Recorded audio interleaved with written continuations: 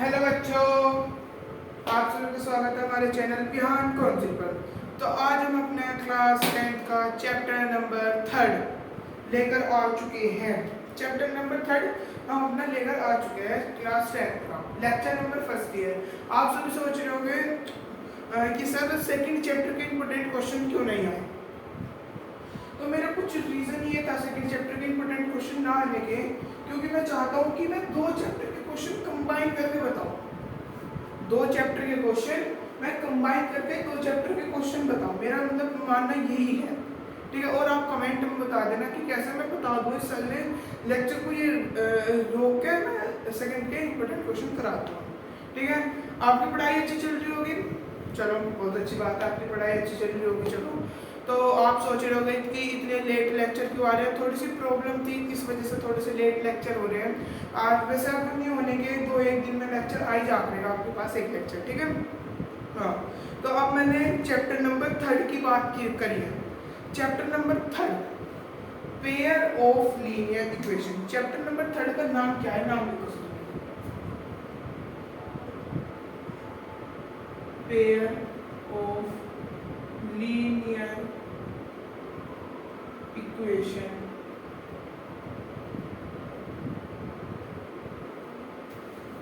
pair of linear equation in two variable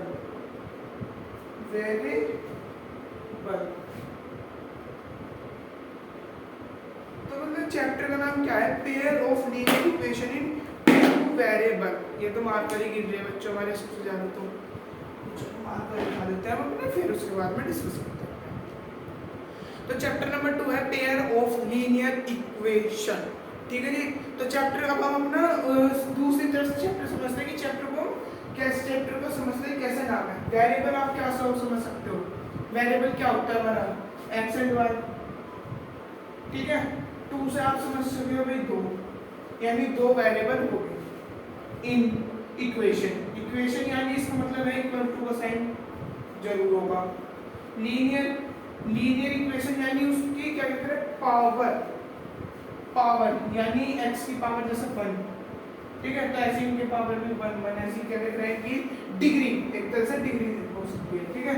जैसे इसकी power degree 1 है, यानी डिग्री का हम इसमें करेंगे। लीनियर डिग्री तो होता है पेयर, यानी इनके पेयर में।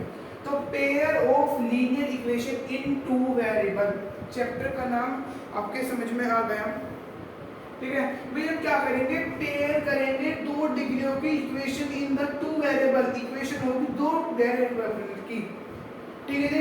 इतनी बात समझ में आई, क्लियर हुई, ठीक है। अब चलो हम आगे चलते हैं, थोड़ा सा आगे बढ़ते हैं, ठीक। अब मैं आपसे पूछूं, ठीक है, मेरा एक क्वेश्चन है, मैं एक क्वेश्चन पुट अप करना चाहता हूँ। क्या ax plus bx plus c is 0, क्या ये एक लीनियर इक्वेशन होगी क्या, बताइए, हाँ या ना, हाँ या ना, जल्दी बताइए। ये एक हमारी लीनियर इक्वेशन होगी, ठीक है जी, ये हमारी लीनियर इक्वेशन होगी। अब हमारी फर्स्ट कंडीशन है इसमें, देखो, अगर मैं किसी 2 लाइन को आपस में काटता हूं,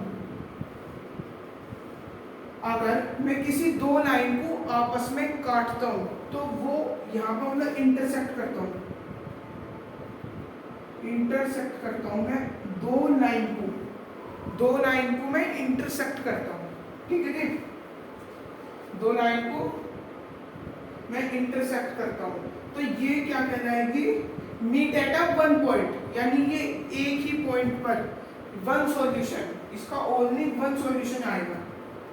तो क्या आएगा इसका, ओनली 1 सॉल्यूशन, ठीक है जी। क्या आएगा इसका, हमारा 1 सॉल्यूशन, ठीक है जी। 1 सॉल्यूशन इसका आएगा, और इसे हम क्या बोलेंगे, कंसिस्टेंट, क्योंकि हम इसे क्या बोल लेंगे, हमारा कंसिस्टेंट बोल लेंगे, ठीक है जी, ठीक है। आगे बात समझ में, बताइए मुझे जल्दी। तो तो हम क्या बोल लेंगे, कंसिस्टेंट। अब इनकंसिस्टेंट भी है इसमें, कंसिस्टेंट भी है, दोनों ही तरह के हमारे इसमें हैं, कंसिस्टेंट भी और इनकंसिस्टेंट भी। ठीक है, अब चलो मैंने एक तो पॉइंट तो हमारा ये हो गया, अब मैं एक पॉइंट है हमारा ये, ठीक है जी, एक लाइन दूसरी लाइन के ऊपर पैरेलल है, जैसे भाई ये है, मतलब ऊपर ही आ रहे हैं, एक लाइन ये है। अब वे पॉइंट इसी लाइन पर लाई कर रहे हैं, यानी दूसरी लाइन भी इस लाइन के ऊपर ही ड्रॉ हो रही है। ठीक है जी, तो यही हमारी कहलाई जाएगी, ये हमारी कहलाई जाएगी ये कहलाई जाएगी इन्फिनिटी सॉल्यूशन। इन्फिनिटी सॉल्यूशन क्या कहलाई जाएगी, ये हमारी इन्फिनिटी सॉल्यूशन, और ये भी हमारी कंसिस्टेंट रहेगी, ये भी हमारी कंसिस्टेंट, ये भी हमारी कंसिस्टेंट रहेगी। अब मैं क्या बोलूं,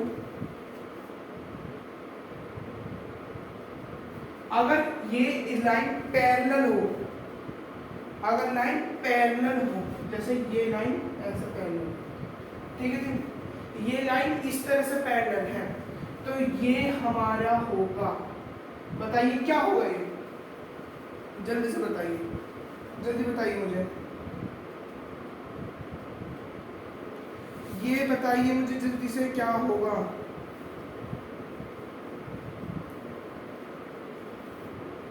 क्योंकि हम इसे, मेरी बात सुन देखो, हम इसे यूनिक सॉल्यूशन में ले सकते हैं, इसे भी यूनिक सॉल्यूशन में ले सकते हैं, ठीक है। ये हो गया हमारे इन्फिनिटी मैनी सॉल्यूशन, ये इन्फिनिटी सॉल्यूशन हो गए, पर ये क्या होगा हमारी इन्फिनिटी मैनी सॉल्यूशन, ठीक है। तो ये क्या होगा हमारी इन्फिनिटी मैनी सॉल्यूशन, ये हमारे कंसिस्टेंट नहीं रहेंगे, ये हमारे इनकंसिस्टेंट रहेंगे, इनकंसिस्टेंट, ठीक है जी, ये हमारे इनकंसिस्टेंट रहेंगे, ठीक है जी। आगे बात समझ में, अब मैं आगे देख लेता हूँ कि इससे रिलेटेड कुछ आपके में टॉपिक है या नहीं है, मैं एक बार क्लियर कर लूँ प्लीज़, मुझे 2 मिनट का टाइम देंगे आप, ठीक है। तो मैं क्लियर कर लूँगा, अभी इतना आप थोड़ा सा ये नोट डाउन कीजिए, तो मैं क्लियर कर रहा हूँ इस चीज़ के लिए भी, आपके लिए बता रहा हूँ कि ये हमारे कंसिस्टेंट होगा या नहीं होगा।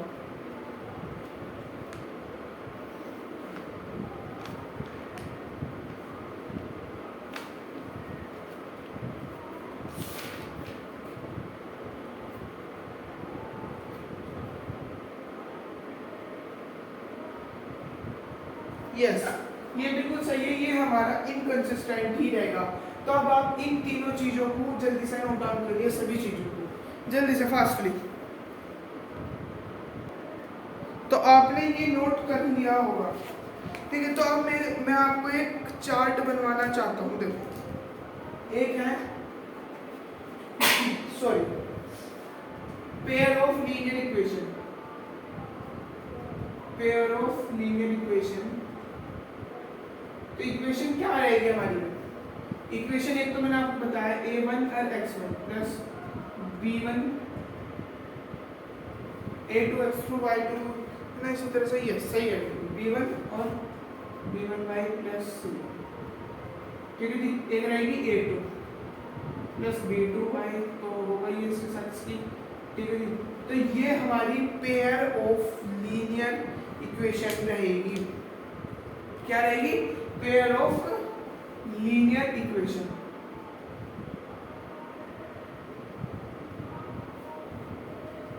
पेयर ऑफ लीनियर इक्वेशन, ठीक है जी। अब हम इसका आगे देखते हैं आगे क्या है, पेयर ऑफ लीनियर इक्वेशन। अब इसमें 2 पार्ट आ चुके हैं, अभी बताया मैंने आपको कंसिस्टेंट और इनकंसिस्टेंट, 2 पार्ट इसमें हमारे आ चुके हैं, कंसिस्टेंट और इनकंसिस्टेंट, ठीक है जी। ये दो पार्ट है इसमें, कंसिस्टेंट और इनकंसिस्टेंट, ठीक है, कंसिस्टेंट और इनकंसिस्टेंट, ये दो है हमारे, ठीक है। कंसिस्टेंट मैंने बताया था। अब कंसिस्टेंट का तो क्या सॉल्यूशन है, a1/a2, यानी a1/a2 equal to b1/b2 equal to, भाई इक्वेशन है तो इक्वल टू तो आना ही आना है। क्या बताया कि जब मैंने इक्वेशन है तो इक्वल टू तो आना ही आना है, does not belongs to c1/c2 के, यानी इसके बिलोंग ये नहीं होगा। तो यही हमारा इनकंसिस्टेंट और पैरेलल वाला हमारा यही है, ठीक है जी। इनकंसिस्टेंट और पैरेलल वाला हमारा यही है, a1/a2 b1/b2 does not equal c1/c2, ठीक है। जो मैं ये रेड पेन से नोट कर रहा हूँ ये बहुत इंपॉर्टेंट है, क्योंकि ये एक्सरसाइज में अब हमारी यूज होगी कि एक्सरसाइज में पूछेगा कि भाई इसमें बताओ क्वेश्चन में क्या इनकंसिस्टेंट और क्या कंसिस्टेंट है, तो ये आप बहुत अच्छी तरीके से कर लेंगे, ठीक है जी। अब आते हैं हम अपना इनकंसिस्टेंट की, तो कंसिस्टेंट के दो पार्ट है, कंसिस्टेंट के दो पार्ट है, ठीक है जी। कंसिस्टेंट के दो पार्ट कौन कौन से हैं, देखो, एक है unique solution method, a1/a2 does not belongs to b1/b2, जो ये है हमारा कंसिस्टेंट मतलब यूनिक सॉल्यूशन। ये क्या है, यूनिक। बेटा जब पीछे कुछ गलती होगी हो तो अब आप इस चार्ट में देख सकते हो, तो अगर मैंने कुछ गलत लिखवा दिया हो तो आप इस चार्ट में देख सकते हो। और तीसरा क्या होगा, a1/a2 equal b1/b2 equal c1/c2, ठीक है। ये है हमारा इन्फिनिटी मैनी सॉल्यूशन, ये जो हमारी ए की लाइन पर लाई कर रहा था, मैनी सॉल्यूशन, ठीक है। इन्फिनिटी मैनी सॉल्यूशन, ठीक है। क्वेश्चन में आपसे ये भी पूछा जा सकता है कि हमें बताओ कि इनकंसिस्टेंट पार्ट कौन सा है, पूछ सकते हैं कि भाई इनकंसिस्टेंट पार्ट कौन सा है बताओ हमें, तो आप बता देना भाई इन दोनों में से जो भी चीज उस क्वेश्चन के अकॉर्डिंग लाई करेगी आप उसे बता देना भाई ये हमारा इनकंसिस्टेंट है। आप आपको क्वेश्चन में क्या पुट भी कर सकता है कि भाई हमें बताओ कि ये यूनिक सॉल्यूशन है या नहीं है। अगर ये यूनिक सॉल्यूशन है तो ये कंसिस्टेंट होगा, अगर ये यूनिक सॉल्यूशन नहीं है तो कंसिस्टेंट ये नहीं होगा, चाहे फिर ये मैनी सॉल्यूशन ही क्यों नहीं बन के आए, ठीक है जी, चाहे ये फिर मैनी सॉल्यूशन ही क्यों ना बन के आए। तो a1/a2 b1/b2 ये क्या होगा, डज नॉट इक्वल टू, ये इसके डज नॉट इक्वल नहीं होगा, a1/a2 के does not equal to b1/b2 unique solution. अब क्वेश्चन में क्या देने लगे कि भाई बताओ कि ये इंफिनिटी मैनी सॉल्यूशन है, अगर है तो ये कंसिस्टेंट है। फिर ये इसका नहीं पूछेगा, ये इस चीज को छुपा लेगा, इसका नहीं पूछा है भाई इसे तो ये छुपा लेगा। फिर क्या करेगा, ये बस सिर्फ इसके बारे में पूछेगा जो मेरे इधर शोल्डर से रहे, ठीक है। तो क्या बता दें भाई a1/a2 equal b1/b2 equal c1/c2, ये हमारा इंफिनिटी मैनी सॉल्यूशन की कंडीशन है, ठीक है जी। अब आ जाता है आपको बता रहा है कि क्वेश्चन में कि मुझे बताओ ये इनकंसिस्टेंट है नहीं है, तो अगर ये इनकंसिस्टेंट है तो ये वाली अगर ये जो सिचुएशन लाइक कर रही हो तो ये इनकंसिस्टेंट है, क्योंकि इसको हम और कुछ कर नहीं सकते, a1/a2 equal b1/b2 does not equal c1/c2, ठीक है जी। तो आप जल्दी से इस चार्ट को बनाइए और फिर हम अपना आगे बताते हैं क्या करना है, ठीक है। जल्दी से चार्ट को ड्रॉ करिए।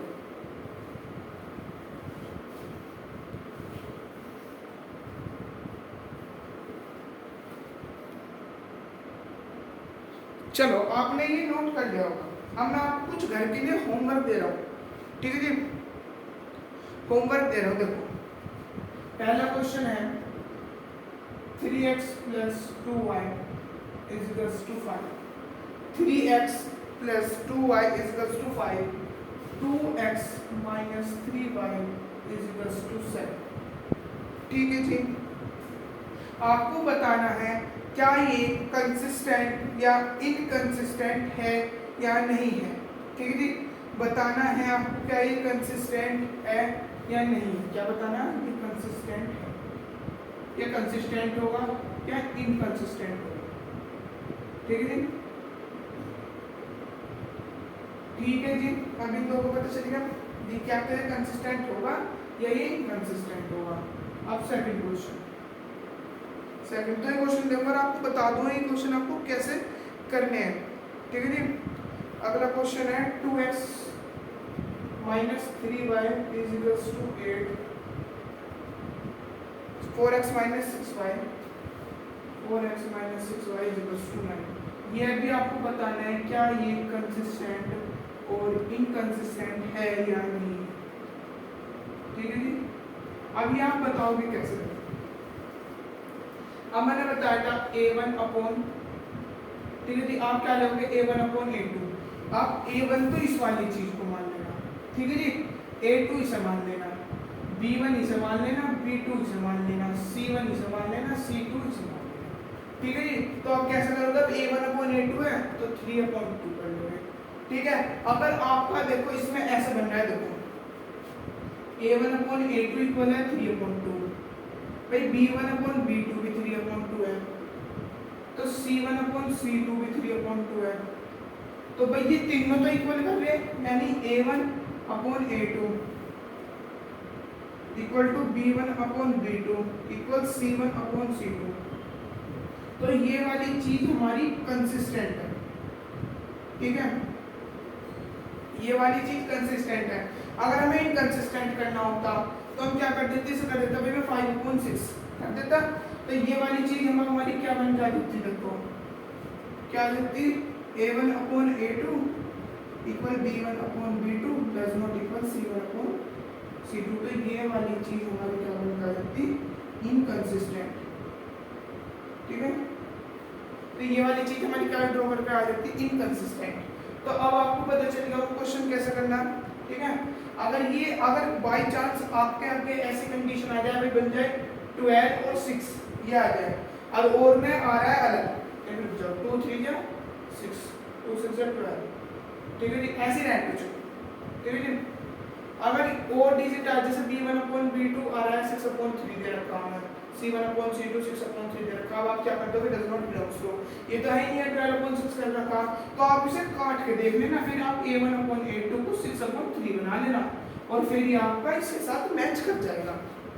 ठीक है जी, इसके साथ मैच कर जाएगा। तो अब आपके दो होमवर्क के क्वेश्चन है ये, तो ये क्वेश्चन आपको अपने घर से करने हैं और यही आपका होमवर्क है। ठीक है, तो आई होप आपको हमारी वीडियो पसंद आई होगी। अगर वीडियो पसंद आई हो तो लाइक करना, शेयर करना एंड सब्सक्राइब करना, और चैनल को सब्सक्राइब करना मत भूलना, क्योंकि आप आपको सपोर्ट नहीं कर रहे हो तो प्लीज़ सपोर्ट करें, क्योंकि इतनी सारी वीडियो आ चुकी है, वो आपको ना आप बता रहे पढ़ाए हुआ समझ में आ रहा है, नहीं समझ में आ रहा है, तो भाई बताइए मुझे, थोड़ा सा मैं इम्प्रूवमेंट करूँ, कैसा करूँ, और चैनल को प्लीज़ हमारे को ज़रा सपोर्ट करो। ठीक है, बस मैं यही चाहता हूँ आप हमारे चैनल को थोड़ा सपोर्ट कर दो, बस मैं और कुछ नहीं चाहता। लाइक करो और सब्सक्राइब करो बस, और अपना कमेंट लिखो क्या प्रॉब्लम आ रही है। अब मिलते हैं अपना नेक्स्ट लेक्चर में, उसमें हम अपनी एक्सरसाइज 3.1 कंप्लीट कर देंगे।